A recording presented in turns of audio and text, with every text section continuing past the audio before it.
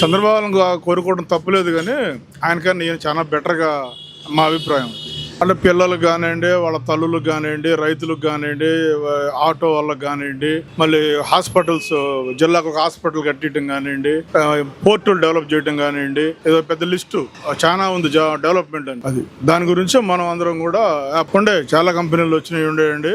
ఉత్తరాంధ్ర బ్రహ్మాండంగా ఫార్మా కంపెనీలు కానివ్వండి, సాఫ్ట్వేర్ కంపెనీలు కానివ్వండి, ఆ ఎయిర్పోర్ట్ డెవలప్మెంట్ కానివ్వండి, ఉత్తరాంధ్ర ఎఫెక్ట్ బాగానే ఉంది అంటారు. అనేవాళ్ళు అంటారండి, లాజిక్ గా మాట్లాడతాం కాదు కదా, మనం రియాలిటీ మాట్లాడదాం. రియాలిటీగా ఎవరైనా వస్తారంటే డిబేట్ కూడా మేము రెడీ.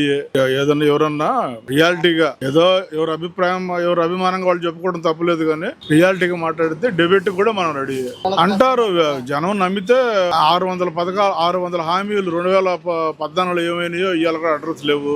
మేనిఫెస్టోల్లో పొత్తులో వాళ్ళు ఎవరు లేరు, ఎవరికి ఒకళ్ళు సహకరించుకోవటం లేదు. ఇంకా మాటలకి మాట్లాడతారు. రొటీన్ మాటలు వేరు, పొలిటికల్ గా రొటీన్ మాటలు వేరు, నిజాయితీ మాటలు వేరండి. నిజాయితీగా చూశారు కాబట్టి ఆ రొటీన్ మాటలు ఎవరు నమ్మరు అనుకుంటున్నాం మేము. పేదలు ఎక్కువ మందికి ఆశాజీవిగా జగన్మోహన్ రెడ్డి గారు ఆయన పరిపాలన ఉందండి.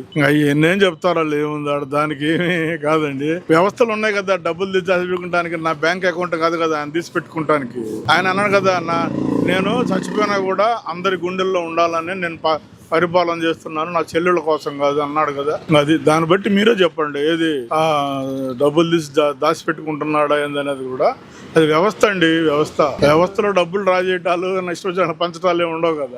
అదే ఆ డ్రామాకేగా అందరూ భయపడిపోయి, ఇప్పుడు ఆ డ్రామాకి భయపడిపోయి రోజు కలవని పొత్తు లేదు, చేయని పనులు లేవు. సరే అదంతా ఎలక్షన్ లాజిక్ అనుకుంటే మనం ఏం చెప్పలేము. అది దేనికైనా నీతి ఉండాలి. మనం ఏంటంటే నిజాయితీ కోరుకుంటాం, ఒక పొలిటీషియన్ మంచోడు కావాలని కోరుకుంటాం, ప్రశాంతమైన శాంతి పద్ధతులు బాగుండాలా.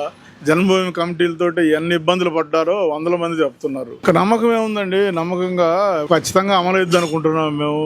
మోడీ గారు కూడా మెచ్చిన వ్యక్తి జగన్మోహన్ రెడ్డి గారు. అయితే ఏదో ఏదో రొటీన్ గా స్క్రిప్ట్ చదివారు, కానీ మన వచ్చినప్పుడు ఆయన చిల్లరపేటలు ఏం చెప్పాలా ఎన్డీఏ గురించి చక్కగా చెప్పాడు జగన్మోహన్ రెడ్డి గారి గురించి ఇండైరెక్ట్ గా.